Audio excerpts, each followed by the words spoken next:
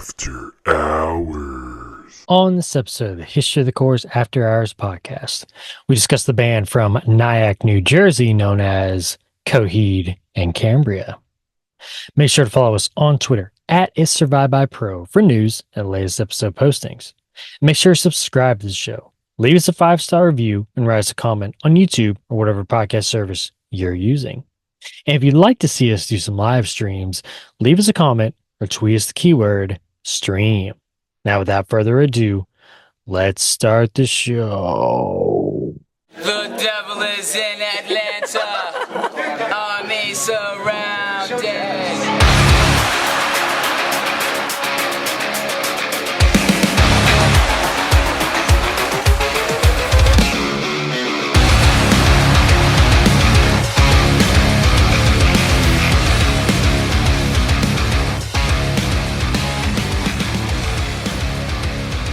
Welcome back to the History of the Chorus After Hours podcast, where each and every episode I, Curtis, sit down, but I could be standing right now, you never know, with my good friend and avid listener of the History of the Chorus podcast, Erik. How's it going, Erik? It's going pretty good, pretty good. Nobody knows. We could be standing. We could be standing. We could be standing right now, man, in the spotlight. You've got a spotlight. You brought I it. do. There it is. You should always start with your lights off and then flip that on when it's time to do the spotlight. Yeah, let's hear that band that you brought for the spotlight today, Erik. So they are called Grayscale Season. Not to be confused with Grayscale Seasons or any other mixture of those words. Because it's just vague enough of a band name that there's 20 of them out there that are very similar. Right. They might be bigger overseas, but have relatively few monthly listeners here. And I don't know if Spotify numbers are worldwide or they just do regional, like American only numbers, or I don't know how that works exactly. But this one is from, if you're ready for the butchering of the names, Go for Gothenburg, Sweden. No, that's perfect. Gothenburg. But they seem to be a 3 or 4 piece, depending on the picture. Being from Sweden, what I found is even established bands, they don't exactly get Wikipedia pages out there as quick as we do, or their band camps are, our name is Alt, and that means everything. That's all. Here's some music. So, and that's how I found this band, was I was listening to Alt, and after that album, by the way, Alt brought out an album, not bad, but I can tell you the reason why the singles were the singles, because that was the good stuff. But I digress. But not a bad album, just nothing that really shook me after those singles. But anyway, this band came on after, and I was like, hey, that's not bad. And they've got 4 albums to work with. Hey, not bad, not bad. And they've got a new album like this year. I think it was February, March of this year. They brought out a new album. So I was like, they're current. Cool. So they did start sometime around 2013-ish, it seems to be. At least that's when they make it a Facebook page and release that first EP. Again, they're a little hard to nail down what they're doing over there. Yeah. Sound is, I don't know if I even mentioned metalcore, I'd say. I don't know if you've listened to them yet. Would you agree? I listened to a little bit here and there, a little bit off of their new album, and then I went back and listened to several of the first songs off of their debut, Head to Mist. I kind of got that alt sound, so I get where you're coming from or I see where you found this band through alt, because they kind of make me think of that. So it's kind of that modern metalcore sound. What I like though is it's less electronic than a lot of local bands, or not local, but I mean, I guess domestic bands Here in are the doing. stateside or whatever, yeah. Yeah. Which we've talked about, y'all have talked about on the History of the Chorus podcast. It's getting a little much. When we're having to add the MacBook Pro as a member, a little much. But these guys, What's their Tommy sound do is over there? He tight. plays the MacBook. Click, But click, click. Boom, boom. wow, that was the coolest sound. Something like a Coheed might use. But anyway, we'll Well. get into that in a minute. But sound is pretty tight for these guys, at least on the newest album. Less so as you go back, of course, because it's going to be a little bit newer to them. They're younger. Um, they do swing borderline death metal guttural growls to this ethereal, clean sounding singing, and then they got some stuff in between too that sounds pretty good as far as vocals go.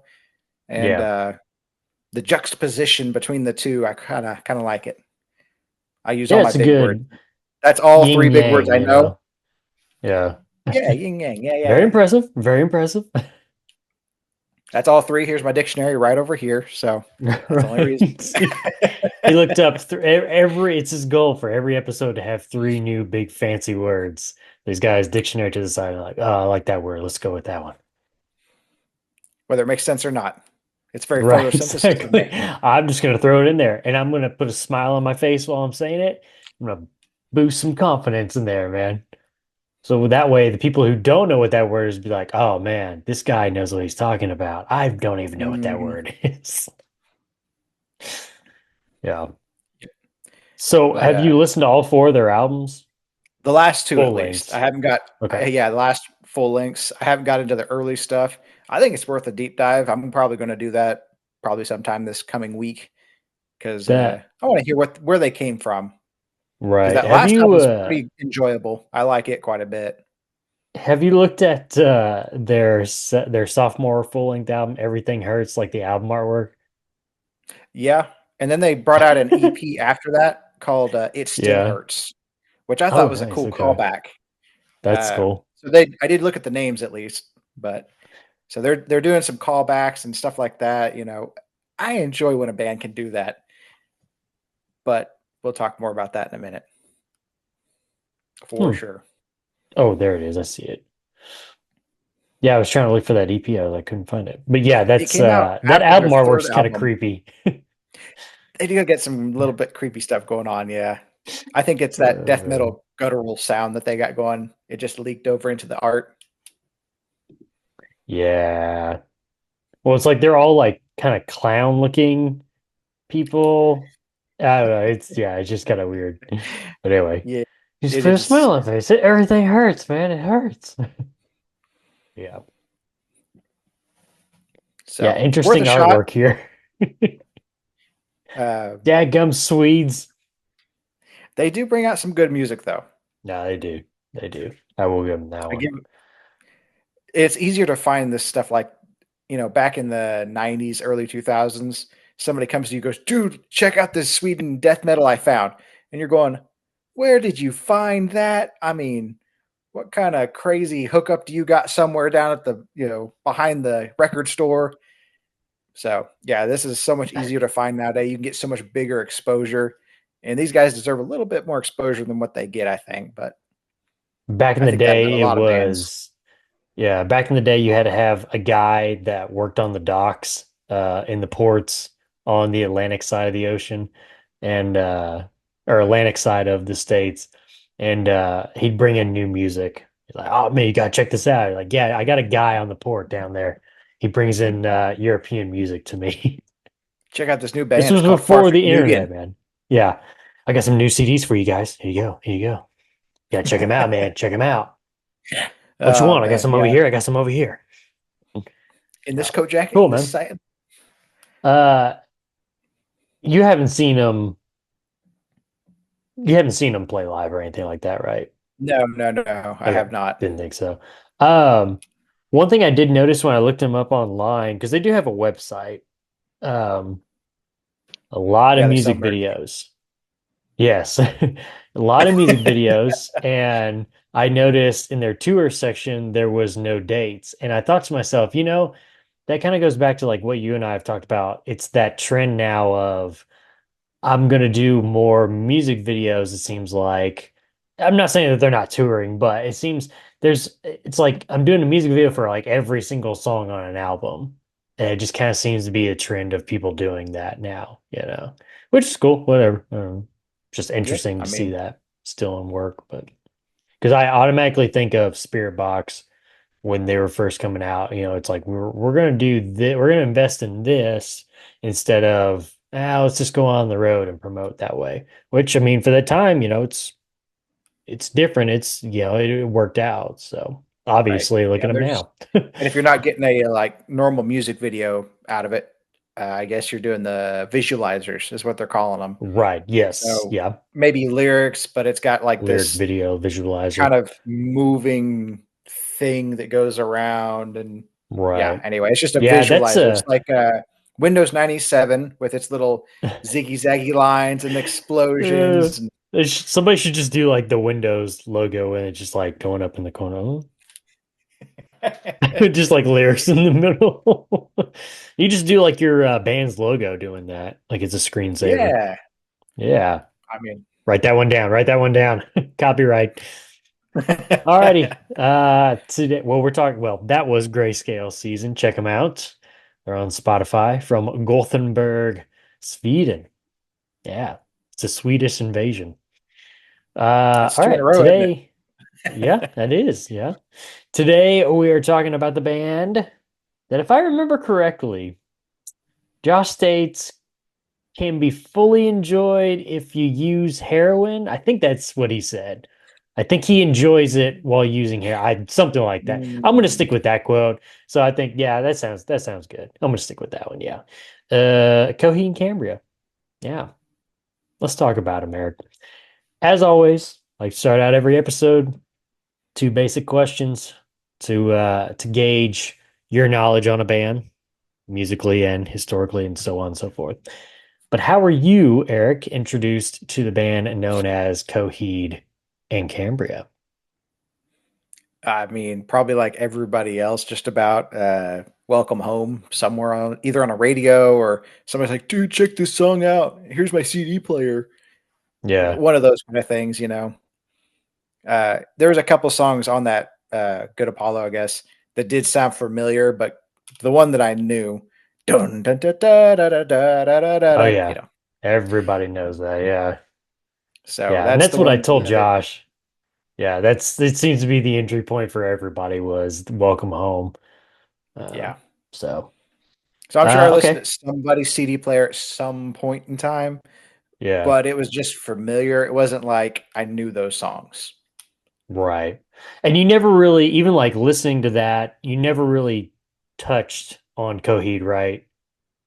Not really outside of Yeah, you just that. didn't really. So now you've listened to the full discography.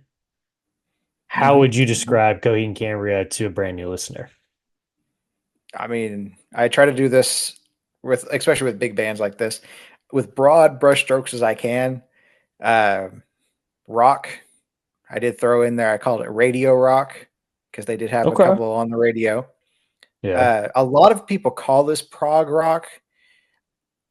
I hesitate with anything with the word prog just because I guess I associate that with more the metal side than the rock side. Yeah. And I understand they're two different things entirely. I got that. But I guess you could say they're progressive rock too. But for the Yeah. most Well, I part, mean, kind of rock, radio rock, I'd kind of put them in that kind of categories because what in the world is progressive? I mean, that right. doesn't And describe I think anything.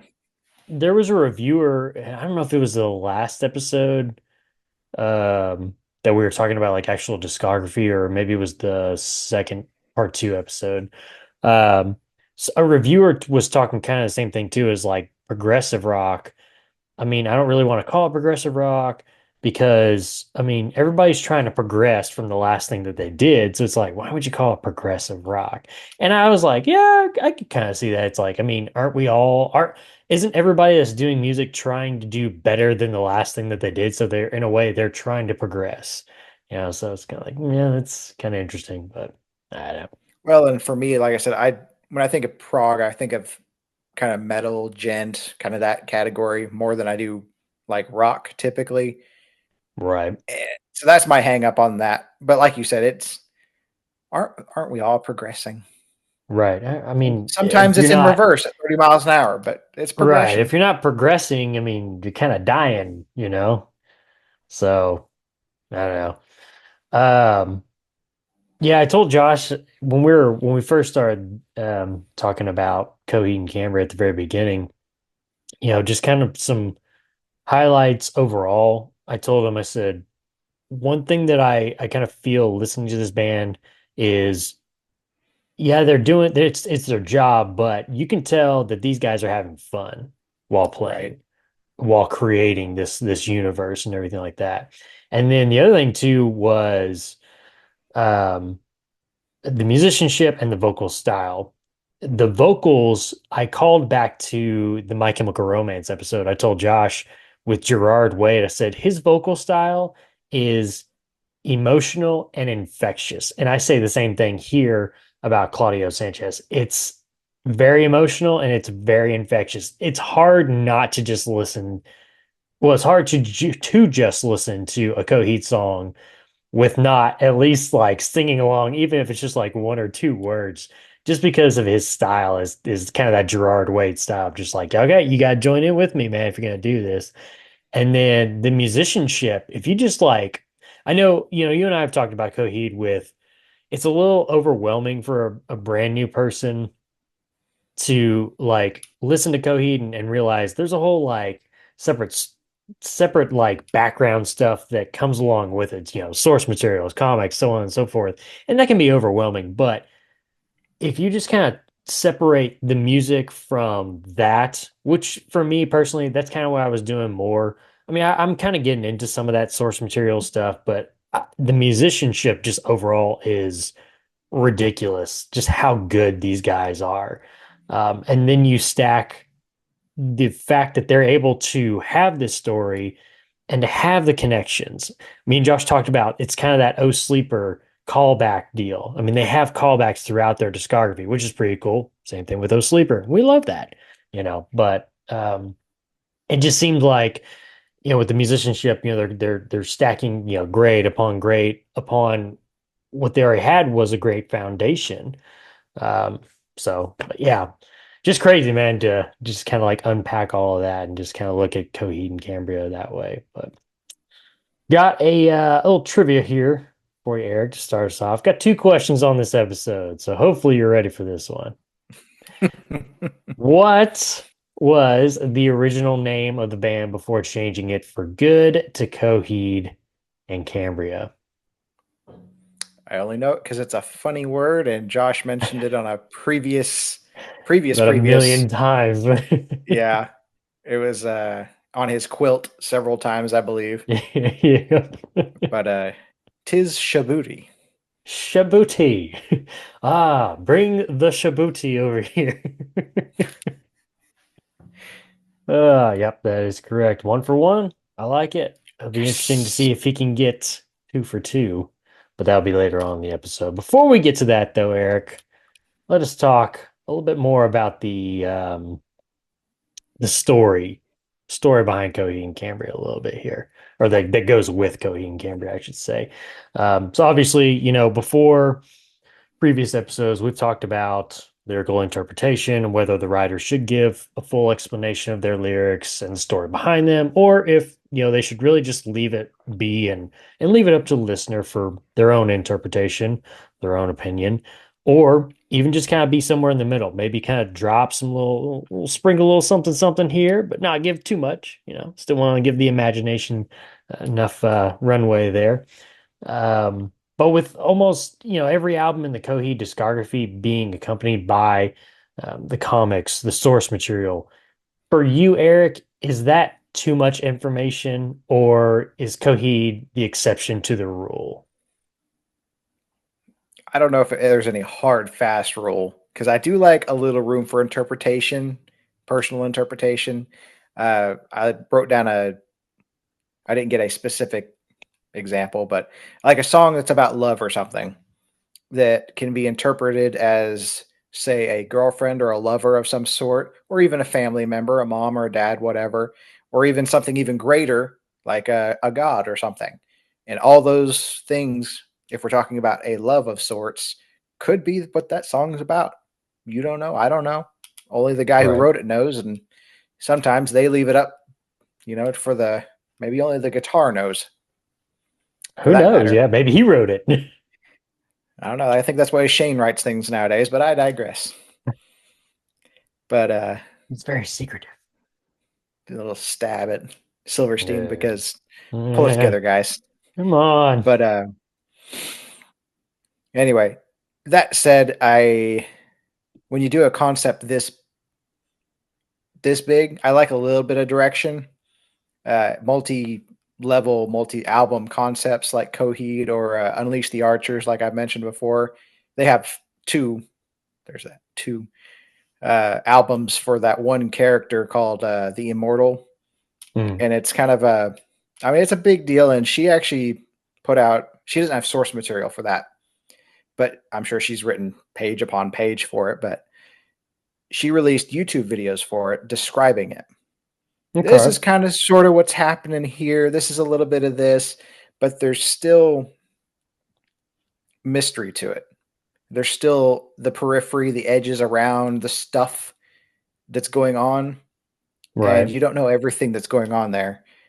Um, it's like writing a book at this, especially for Coheed. It's like writing a book or a series of books.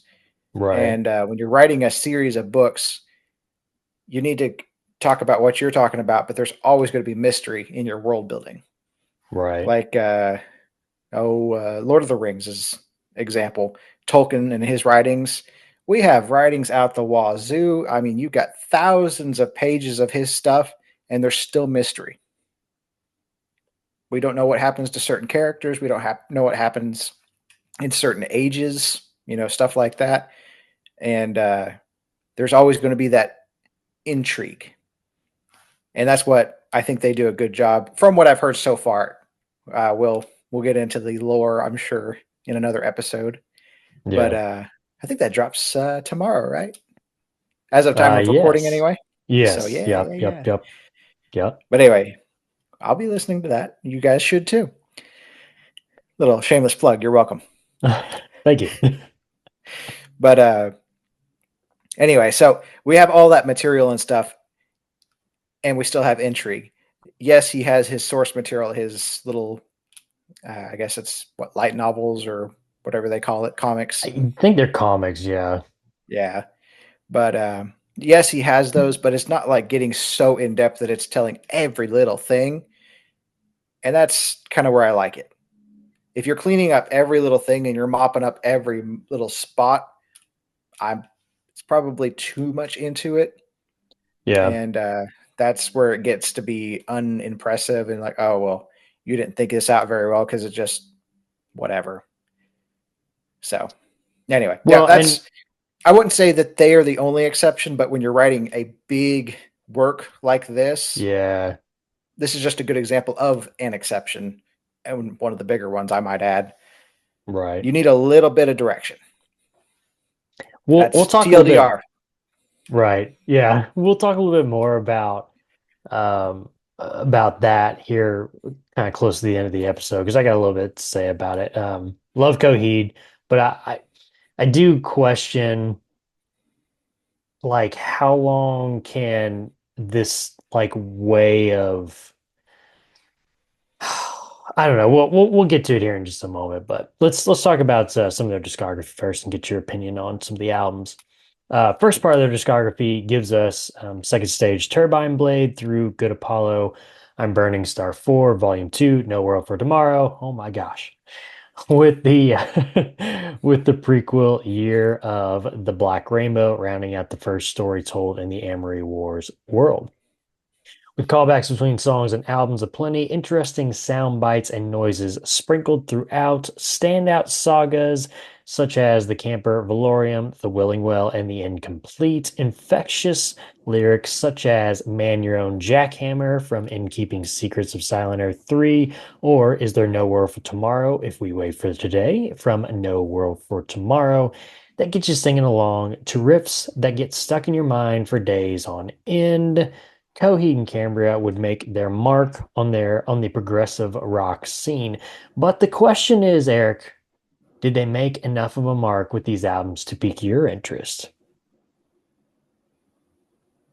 I mean, I don't know. I wrote a expository here, but Okay. without knowing much of the story, the history yet of that, um, the albums were well executed. They do feel full, mixed pretty well, especially for being debut album and leading right after that. Um, I knew one whole song coming into this, and I really did think they'd be heavier. You thought they were going to be Especially, heavier? I did. I mean, think Okay. about "Welcome Home." Right. It's kind of a heavier song with the pinch harmonics and the kind of lower dun dun dun dun dun dun dun dun dun dun dun, Right. Kind of that and it's just driving riff too. Yeah. right. Which they do have a few kind of scattered throughout the discography, but it's few and far between compared to what I thought it was going to be. Right. I'm not going to say it was a letdown, but it was definitely a hard turn from what I was expecting. I was like, oh man, that's. Oh, okay. This is not it. I turned on that first album and I was like, REO Speedwagon esque. I was like, what? I'm so confused. The modern day REO Speedwagon. It just really caught me off guard because that was what the whole album was pretty much. It was pretty light. I mean, there's a couple like holler, yell, scream type things in there, but Right. Yeah. anyway, um, his voice, especially in this half of the discography, in my opinion, is very probably polarizing to people. Mm. You got the people that are going to be fans, and you got people on the other side that are probably not going to enjoy it. I was a little on the fence heading into it. I will say him and the guy from Touche Amore, I fall in the same category of looking at them and then listening to them. I'm like, wait a second, I got to see a video of this guy doing this because it doesn't look like what comes out of that mouth. This does not look right.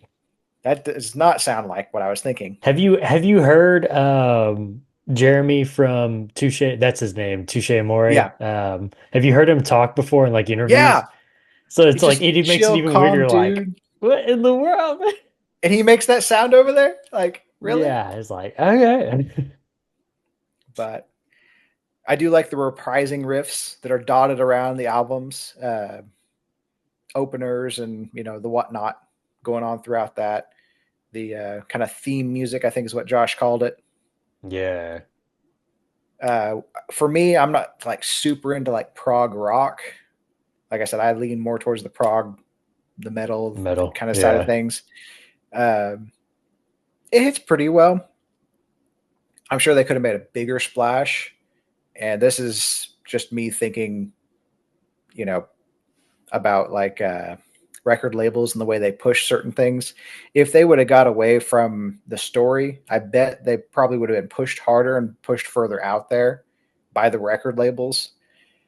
But then they would have lost themselves, and I hate to see that. So in other words, I think these made a pretty big splash.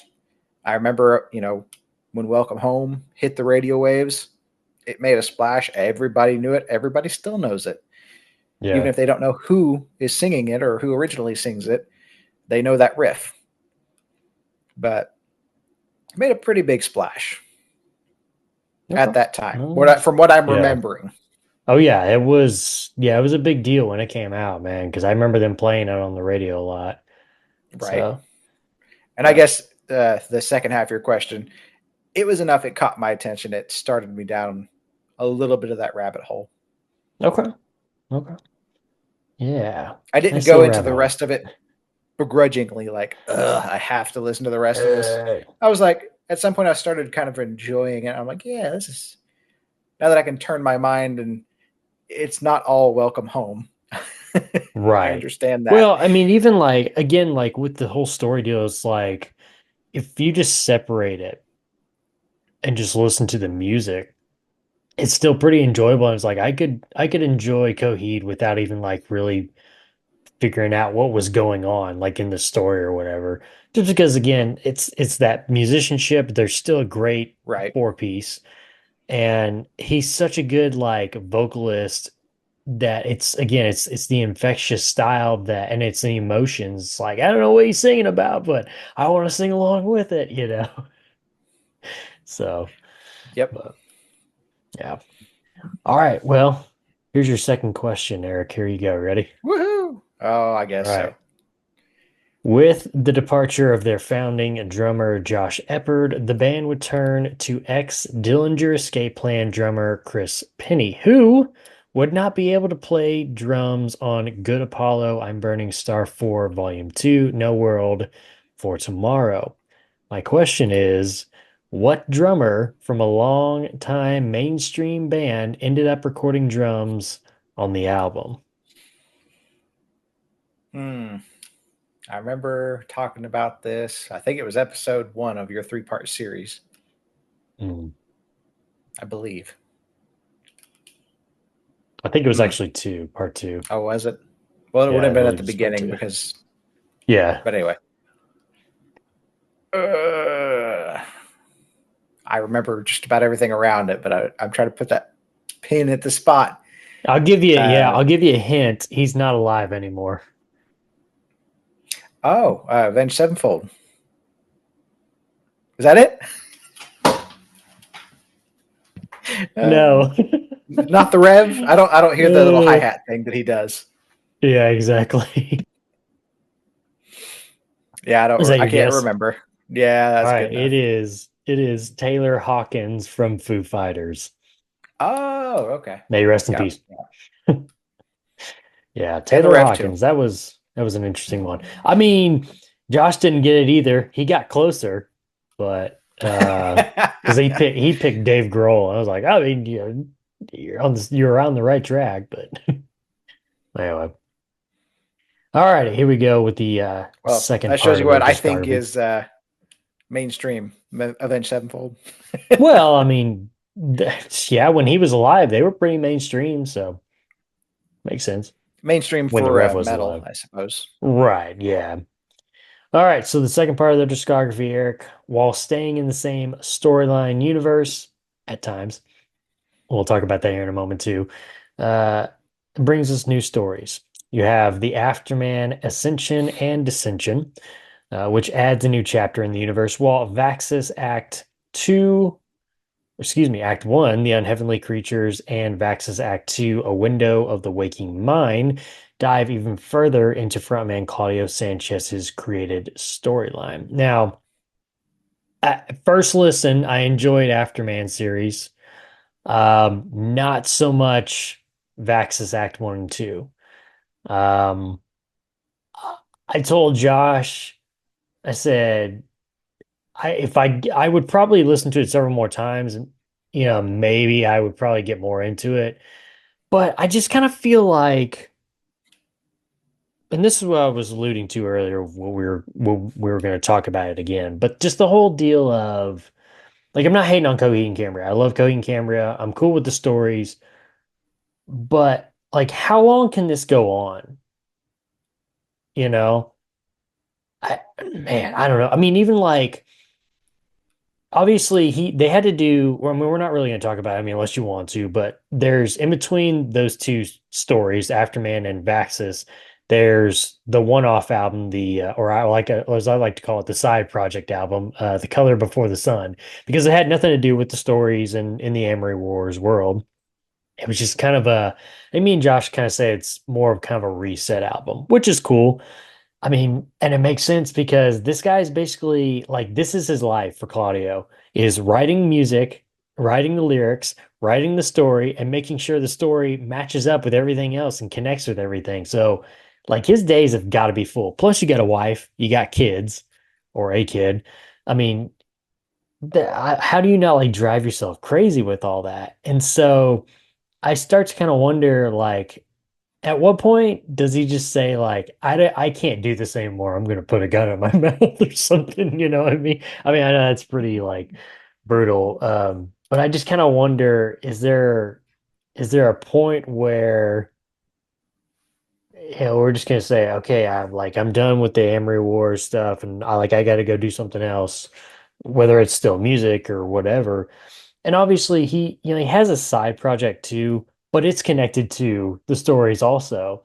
So it's kind of like, okay, which is funny because I mean, I would think you would have a side project to release something other than the Amory Wars stuff, to be able to express yourself in that way. But anyway, like I said, I would still go back and give Vaxis 1 and 2 a try, and apparently there's going to be 3 more, so I better get used to it.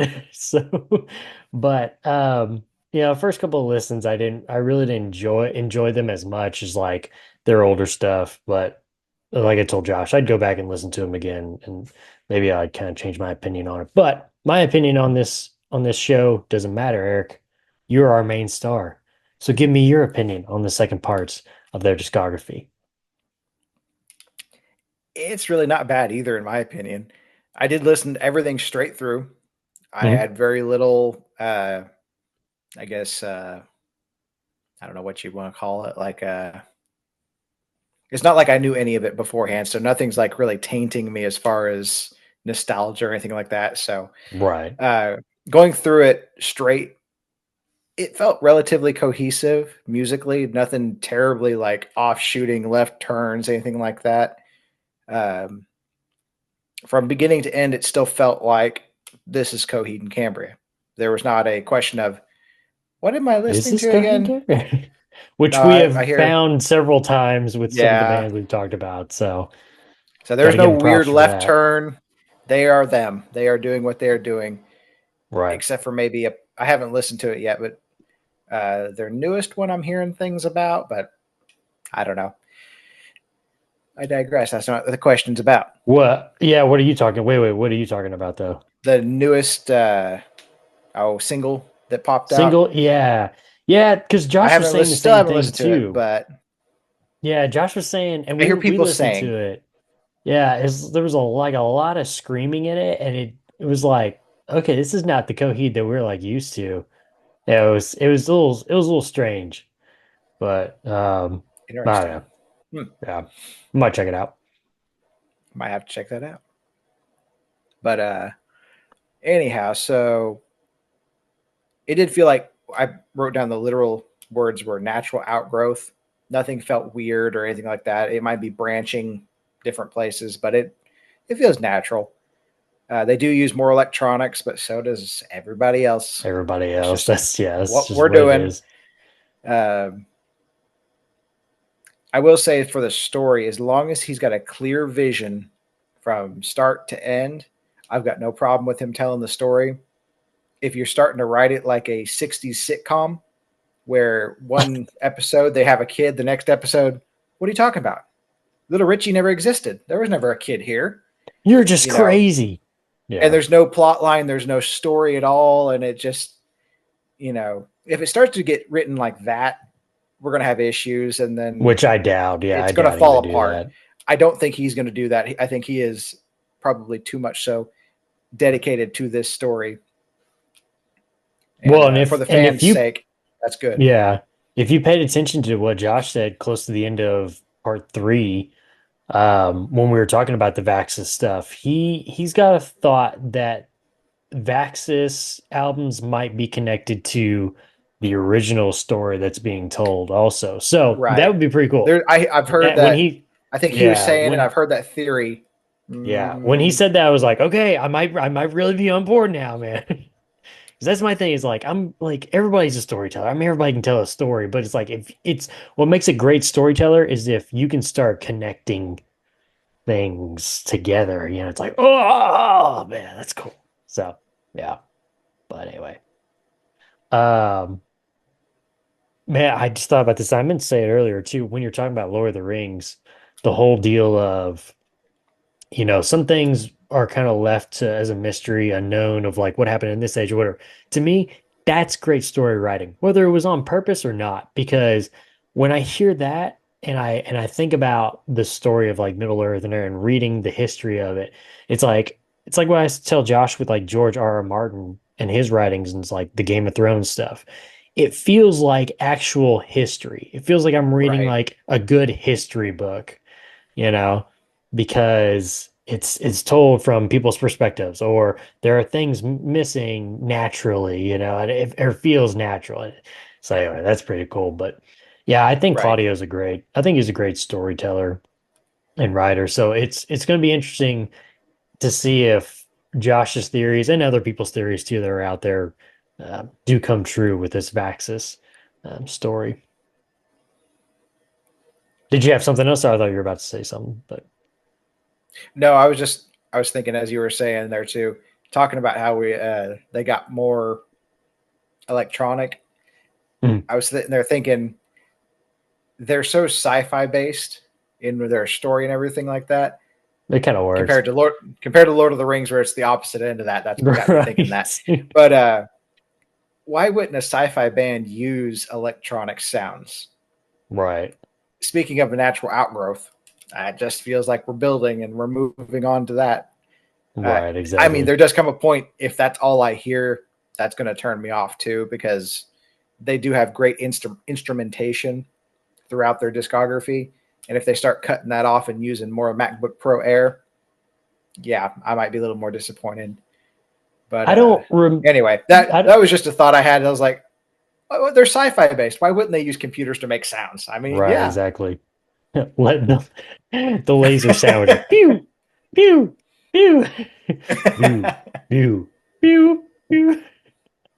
Um, I don't remember what song it was, but it's off of one of the two Vaxxus albums that are out. Because you're talking about the electronics, it made me think. One of them just sounded like a dance party while I was listening. It was like da da da da da da. Da. I'm like, oh, jeez. All right, skip next. I don't want to hear that, man. Was I was that like, please Heavenly don't let this Creatures? be. Was it? I don't remember which one it was. Because that one's got that almost Um, Nintendo core sound going on with it. let me see if I can find it here real quick. Because 'Cause I can't. I actually wrote that one down because I was like, is that Nintendo core? Can we throw that in there? Yeah, a little Nintendo core. I was enjoying me some of that.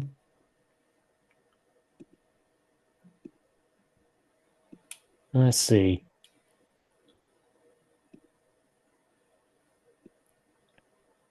I think it's a disappearing act on Vaxxus 2. Oh, okay. Yeah. They do get a little much here and there, but Yeah, that's it. It's right after the chorus. It's very like drum and like electronic heavy there. Beep beep doo doo doo. Like, okay. Of course, and then the little video that's playing too, it's like there's people like dancing it too. It's like, okay, yep. You're not helping my case. maybe too Oh much. I don't man. know. Yeah. Alrighty. Well, we're at the end of the episode here, Eric, and as always, we like to talk about your favorites, albums, songs, lyrics, riffs, artwork, so on and so forth. So, Eric, what are some of your favorites from Coheed and Cambria? I guess let's start with albums. Okay. What was this one was actually hard. I could not really pin down a favorite standout album. Nothing just stood out to me and said, this one is my This favorite. one. Especially trying to put aside my what little nostalgia I have, which is literally for one song. And I Right. might just Just nostalgically has to be pick this that one. album. Right. Just putting that aside, just listening to the music, they're all solid albums. Like none of them are just drop offs. None of them are really like a lot of bands, especially ones that move this long and are what 25 Right. years in You're the making. bound to, Basically, yeah. there's not really a bad album. I Right. mean, I guess the low spot would be for me, anyways. The sun color sun thing. Oh, Color Before the Sun. Yes. That's no, that was it. Ooh, The Color Sun thing album. yeah. It's our But brand new that's album, the kind of Color Sun album. yeah, that's the lowest spot. Everything else is up and level, in my opinion. That being said, I went through and all the ones that I had saved, just judging on that fact alone. Unheavenly Creatures seems to edge everything out by this much. Really? Okay. Okay. Okay. So, Kind of and that surprised me maybe a little that bit there, but was all right. I was starting to really warm up to them or his voice style at that point too. Yeah. That may be it right there. Well, I don't know if you I don't know. noticed too, like, he still keeps like a high register, But after you get past, when you hit the first good Apollo, he drops it a little, Right. and he kind of keeps it in that kind of range. He doesn't go. I better be careful there. Zoom wants me to throw balloons up or whatever if I keep my hand up too long. Anyway,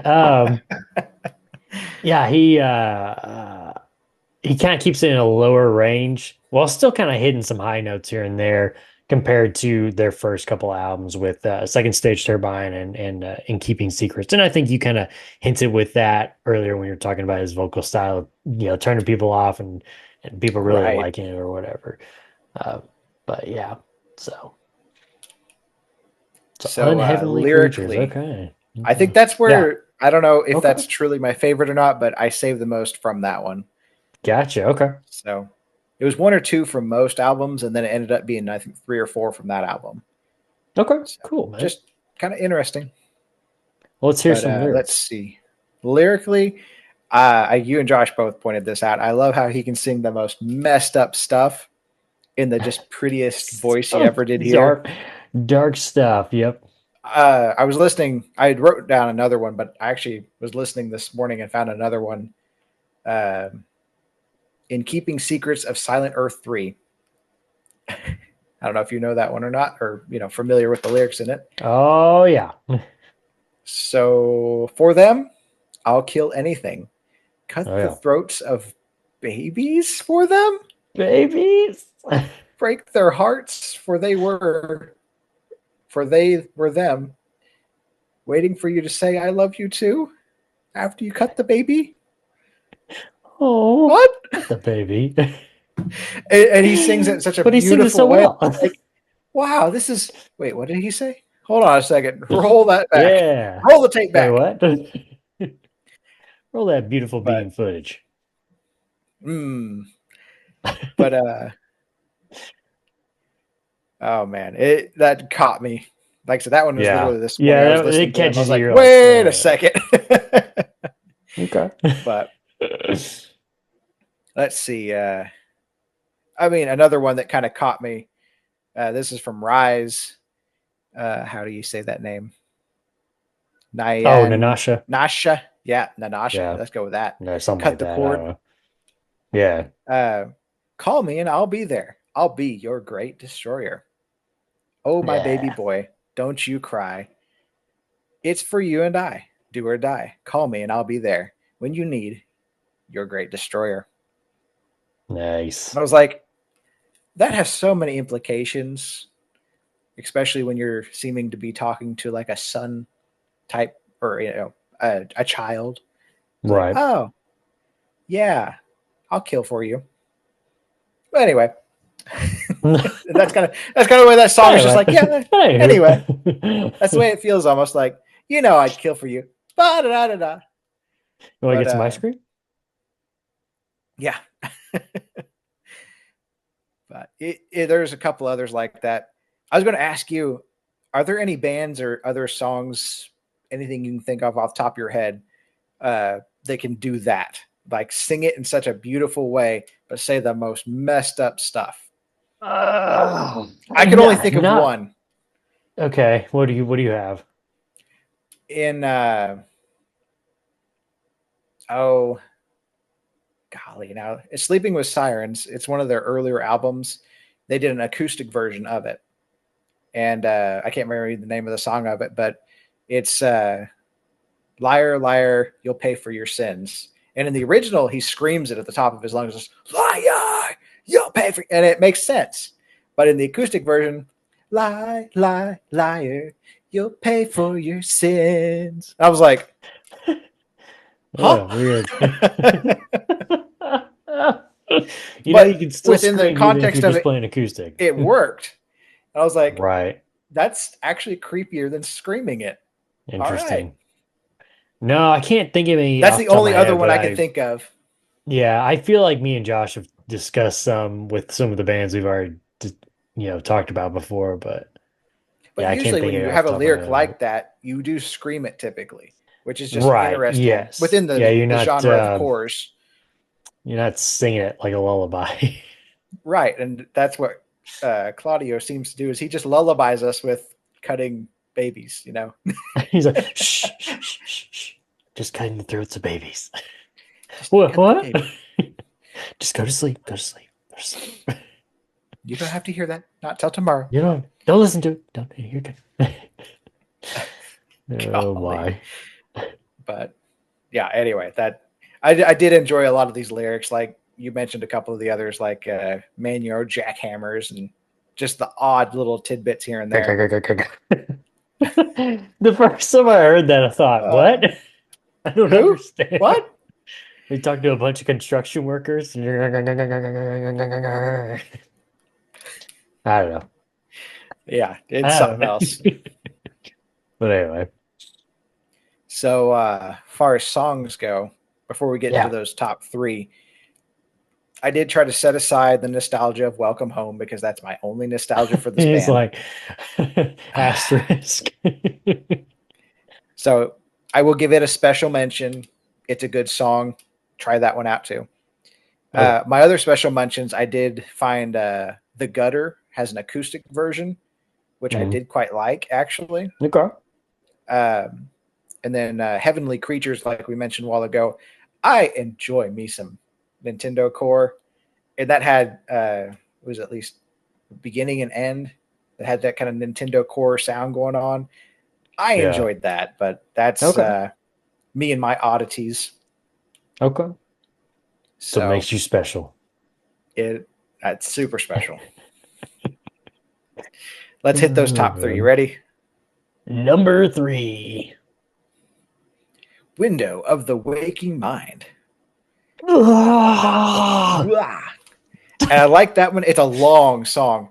It's like 8 or 9 minutes, but I like it because it's stuck somewhere between a ballad and like a symphonic movement.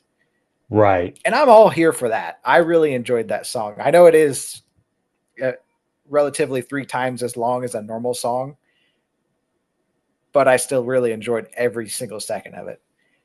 But anyway, moving on to number 2. Number 2.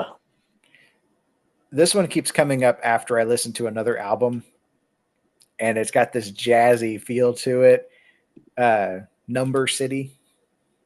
Ah, yes, yes. And I don't know if you've ever heard or played Persona 5, like the theme music in that reminds me a little bit of this as far as the background music going on in this one. Okay. Not the singing as much, but right, music. It just, again, some of these just completely caught me off guard. I'm like, what? Coheed and Cambria plays jazzy, like cocktail room music? Like, right. What's going on? Cocktail core. That's about where that one was. Write that one down. I like that. I like the sound of that one, man. Oh, man. How about that number 1? Number 1. This one I like because it is a sing-along, and I quite, like Josh said, I sing along hard to this one. A Favor House Atlantic. That's a classic, man. It is a classic, and I quite enjoy it. From the earlier half of their discography, that is by far one of my favorite. Well, it's probably my favorite song from them, period. But it's got to be if it's by far, one. It is number 1. I mean, for a reason. Oh man! So, but from that first half, that discography, I really enjoy that song. Yeah. Okay. Cool. By leaps and bounds. Cool. That's one of the better ones. Well, Eric, final thoughts on the band known as Coheed and Cambria. Honestly, it's worth a shot. You know, I'm not just saying that because you and Josh seem to love them so much. They got a good sound, and if you're just dipping your toe in for the first time, I'd personally say try those last 2 albums. It's got a little bit different sound. His voice is a little bit more accessible, I guess, to me anyway. We did talk a little bit about it, but I don't know if it's just a slightly lower register or if he's just grown up a little bit and his voice has changed as we all do when we grow. Right.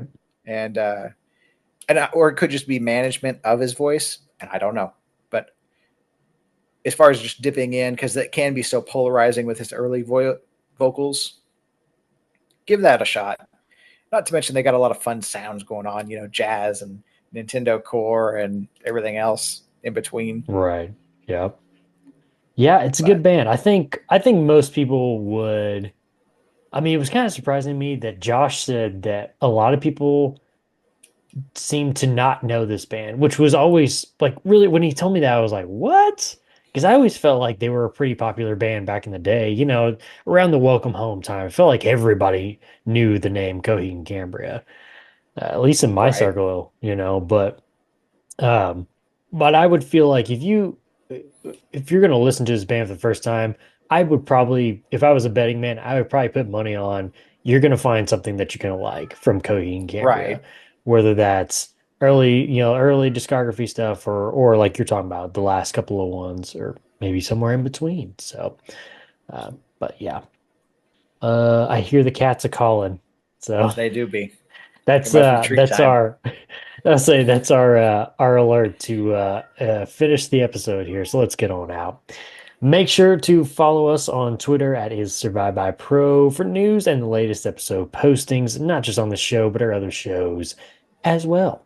We have the History of the Cores podcast where me and Josh take a band from the core genre, we dissect it, we look at the history, the member changes, the discography, and the endless number of songs, man. Yeah. And then we come back on this podcast and talk about it some more. And shut up, you stupid cats. Then we also have the Red Right Hand podcast, which has covered all 6 seasons of the BBC/Netflix hit show, The Peaky Blinders. Oh, there it is. We've got another cat sighting. Look at this child. Look at this Simba. And what is the name of this one? This is Orion. Can you hear him purring? Oh, I can. Wow. Wow. Coming in crystal clear there, buddy. Crystal clear. Oh, he's adorable. We also have the look at what is that? We also have the Throne of the Dragon podcast, which has covered season 1 and season 2, eventually season 3 of HBO's House of the Dragon, and next summer we'll be covering season 1 of HBO's Knights of the Seven Kingdoms. Also, while you're on Twitter, make sure to follow my co-host at Josh Will and Gary, and make sure to leave us a 5-star review and write us a comment on whatever podcast service you're using. And if you want to listen to us and see our smiling faces, head on. I thought that was the cat popping up for a second. Look it up. Show us your smiling face. Head on over to our YouTube page. Just search Is Survive by Productions, and that'll have every episode from all of our shows. Subscribe to the channel. Thumbs up the video. And until the next episode, I, Curtis, will see you, and Dr. Evil over there with his cat will see you later also.